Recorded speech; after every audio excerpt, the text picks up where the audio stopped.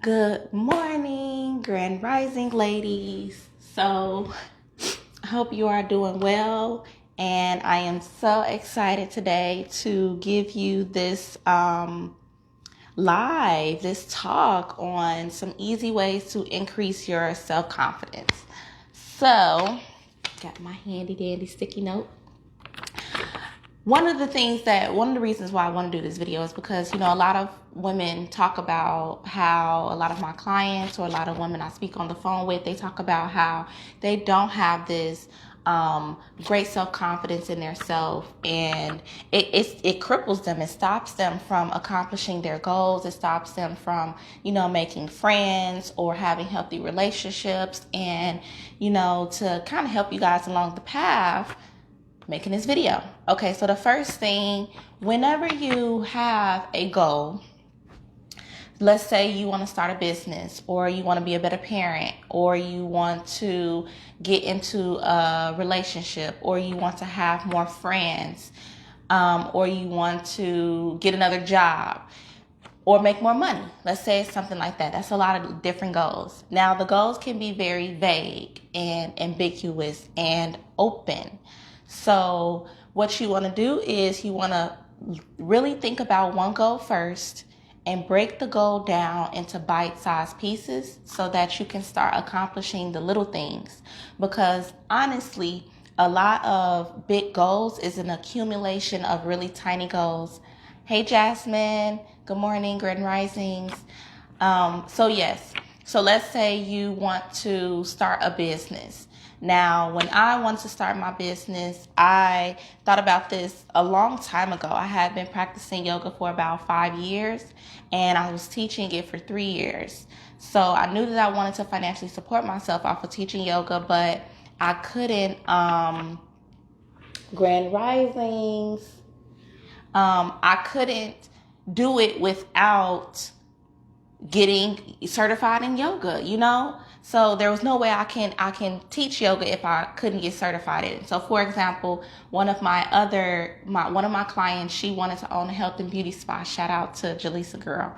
But she wanted to own a health and beauty spa, and she didn't know where to start with it. So she was spending a lot of her time thinking about her products and what building she was going to buy and where the building was going to be and how the layout was going to be in the building. And not saying that that's not okay, but we have to take a step back and think about, what did she have to do to even get that building? What was the first step in order to own a health and beauty spa? What do you have to do? And she was like, okay, I got to get my cosmetology license.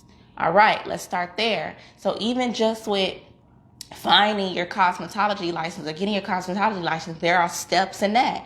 What is the school that you want to go to? What are their requirements? How much is it going to cost? All of those things. So you have to really get into that. Or for another example, one of my other clients, she wanted to write a book, but she didn't know where to start with that. So she was like, well, when I think about it, I really do need to go to U of I, to one of the colleges in her town. And in order to get into that school, okay, when does the semester start? Okay, when do you have to have the materials or the requirements in before the semester starts in order to apply? Go up to the advisor, things like that. So there are little things like that you can do that is productive, and celebrate those small wins that you are doing, ladies, because a lot of times we get so critical on ourselves and we think we need to be making these massive leaps. And I'm put this picture up because I just seen this picture earlier this morning, and it was like success is at the top, and then underneath it was like hard work, persistence, sacrifices, discipline, risks, failures, mistakes, things like that, under the water, under the surface. And a lot of us see just the success and we don't see all the hard work that goes into it. So that's one. Break down your goals into bite-sized pieces and start accomplishing those little things.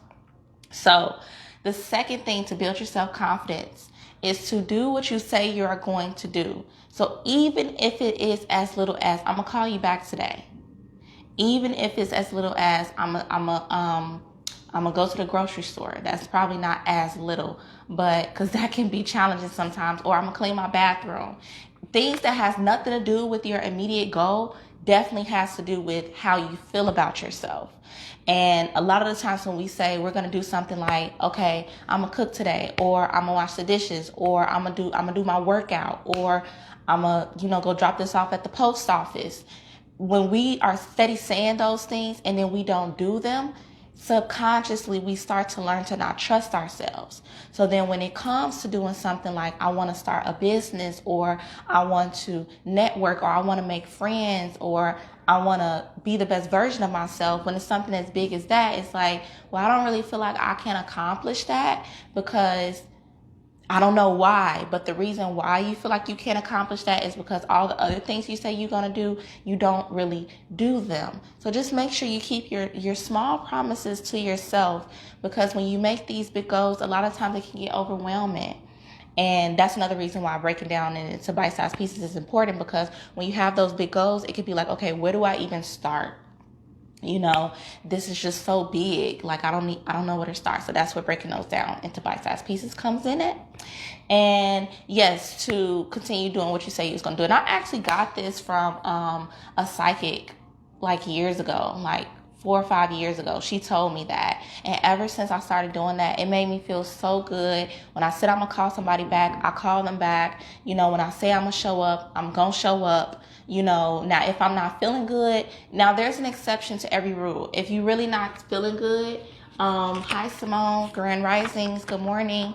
If you're really not feeling good, it's okay to cancel, or it's okay to push it off. Or if you made a really, really long to-do list and you're I'm going to accomplish all these things, and you only get 4 or 5 done, that's okay. It's okay to push things off to the next day. There's this saying that, we're going to die with things on the to-do list. So make sure you just take care of yourself and do the things that you can do. So a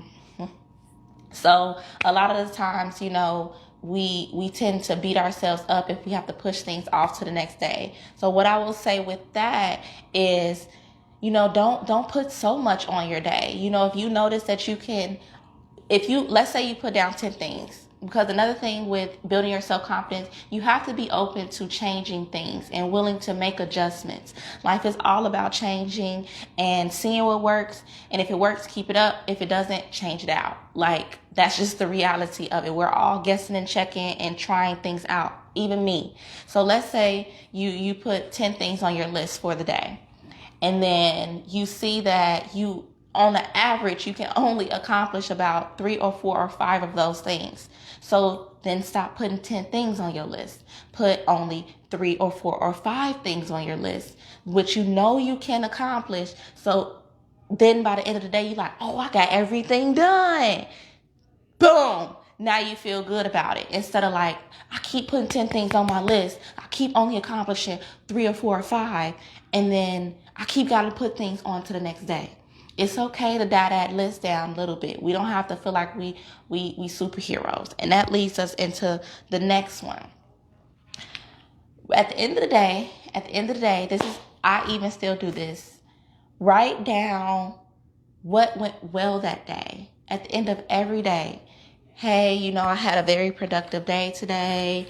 I did a yoga flow, and I had so many sales calls, and people showed up, or I hugged my children and played with my children today, or I finally found a school that I liked, or I started researching different schools or cosmetology schools that I like today. I didn't get around to actually picking a school, but at least I started doing that. Focus on what you are doing. A lot of the times our perspective goes right to what we didn't do, and we forget all the things that we did do that day. So putting your mind in a state of you are doing enough. You are enough with exactly where you are. Oh, Simone, hey. Okay, I'm glad I am talking to you, and I hope I'm talking more than just, you guys, because this is important, and I think we just don't give ourselves enough credit. Society, we see people making these large strides, okay, I bought my car, or I got my home, or I cleaned my whole house, and we don't see the fact that they've been looking for a car for 7 months, or they've been trying to sell their other house for a year and a half, or they've been actually working on cleaning their house for a week. We just see the end result, and that's the whole thing with social media. Like, we don't see the work that gets put into it, and the time, the reality of it. So just give yourself that time to focus on what you're doing right every night. So that's the third one. Every night, write down what went well that day. What did you do that day to go more into your goals? Maybe, look, I rest. I took the day off because I've been really busy. I told them I can't go. I set a healthy boundary today. So the importance of that is, once you start getting in the habit of being aware of what you are doing right, then you'll start to see more of what you're doing right. Life will start putting more of those things in front of you, to the point where it's hard for me to even think about what I did wrong. Like, okay, a negative thought it's more challenging for me to think about a negative thought than a positive thought, because I'm so used to looking at the positive. And that's not saying that I don't look at the reality of the situations, but I just don't focus on that, and I don't dwell on that. So hi Mimi. Hey girl. So yeah, and then I want to throw in a little bonus. And the bonus is to focus on what you do well and capitalize off that. So what I mean by that is, we probably all have a lot of different things that we do naturally, and it's probably something that we're working to improve on in our life. So for example, what I do well is I cook, or I make people laugh, or I can hold space for other people. But one thing I'm working on is, I'm always working on being a better coach. I'm always working on improving myself and making sure that I can give my clients the best thing that I can get, so that they can get. So sometimes I may get down on myself, like, oh my God, I did not respond back to them immediately. But you want to focus on what I did do well. So what I do well is, making them feel loved, or reaching out to them, or encouraging them. So focus on what you do and capitalize off that. So you could put that also in your nightly journal, on what went right that day, and then what you did well that day. It's okay to be like, okay, I'm good at this, and maybe do more of the things that you're good at, to build your self-confidence. If you feel like you're trying something new and you're working on something new and you're not all that good at it, start putting some things in that you are good at, so that you can be like, I am good at something. And think about all the other things, or write this down. This can be in your nightly journal too. Write down what you accomplished before. I always think about that. Whenever you're setting a big goal, think back on when you were new at something. Like, I remember when I first started trying to learn how to drive. Now I can drive. I maybe don't drive perfectly, but I drive better than when I first started.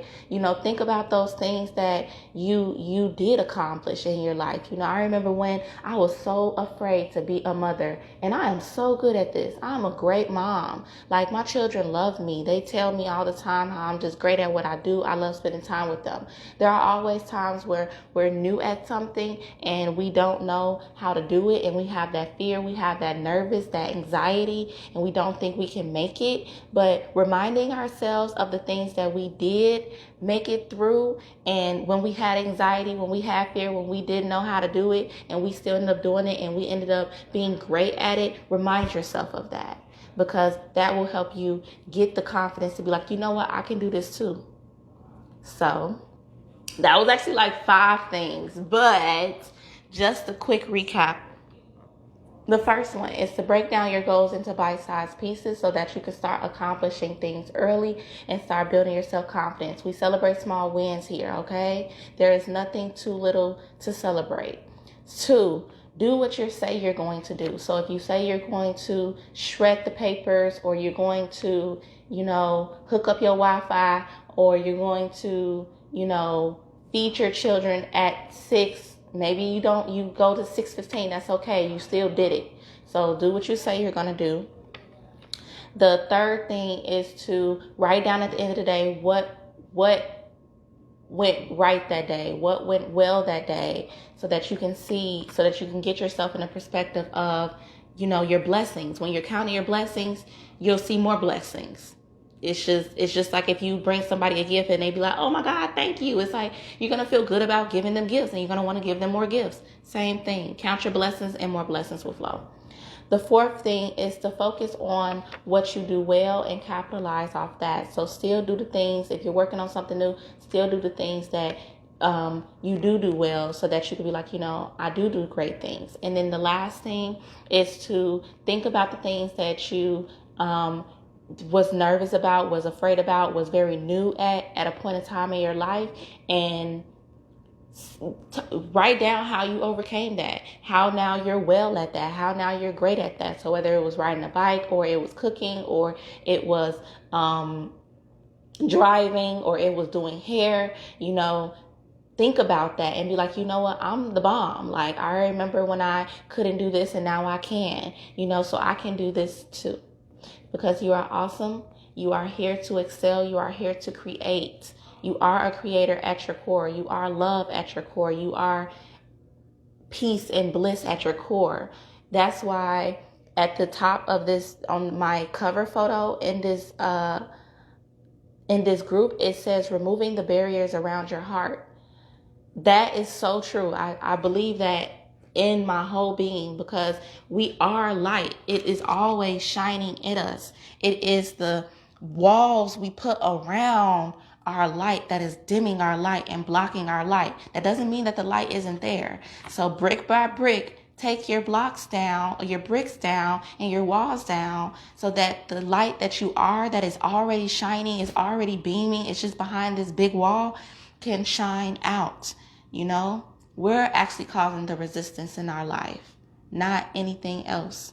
Your light is not gone, ladies. It is always there, and it is always shining. And I want to help you let that light out. Okay. So I hope you enjoyed this video. It's going to be a replay, so don't feel afraid if you didn't get everything. Watch it again, and I'll see you next Wednesday. Y'all can't even see me doing my little twerk, y'all. But I'm going to go ahead and wave at everybody, and I'll see you guys, next Wednesday. Peace.